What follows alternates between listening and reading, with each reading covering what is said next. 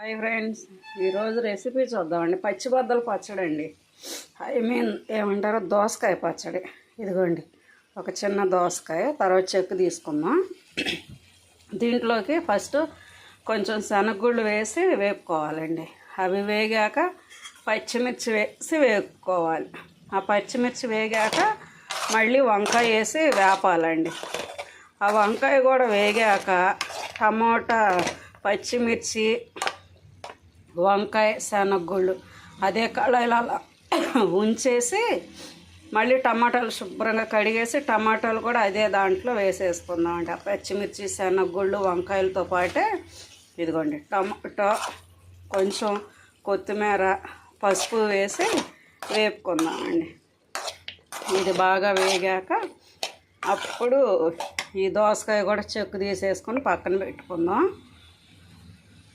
పెట్టాక అప్పుడు మనం రోట్లో నూరుకుందామండి పచ్చిబద్దల పచ్చడి. ఇది మొత్తం బాగా మెల్ట్ అయిపోవాలి, మగ్గిపోవాలండి.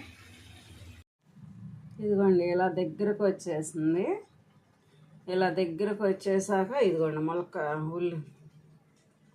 దోసకాయ కూడా కట్ చేసి పెట్టుకున్నాక ఇదిగోండి రోలు బండ శుభ్రంగా కడిగి ఆరబెట్టుకున్న రోలు. తర్వాత ఇదిగోండి దోసకాయ, చిన్న ఉల్లిపాయ. ఇప్పుడు నూరుకుందామండి. నూరుకొని తాలింపు పెట్టుకున్నాం, చూపిస్తాను మీకు. ఇదిగోండి నూరేసుకున్న పచ్చడి. ఇప్పుడు స్టవ్ పైన ఆయిల్ పెట్టేసుకొని కొంచెం ఎండుమిర్చి వేసుకుందామండి పోపు కోసం.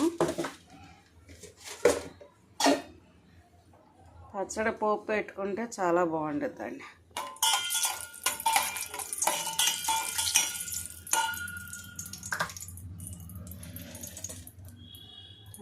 కొంచెం తాలింపు వేసుకోండి.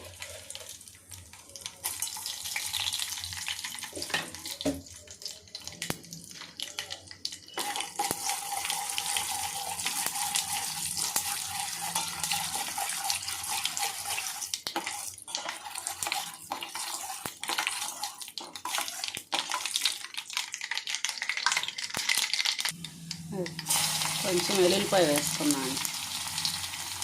వెల్లుల్లిపాయ కూడా చాలా మంచిదండి. అది అయిపోయాక ఈ పచ్చడి దాంట్లోకి వేసుకుందామండి.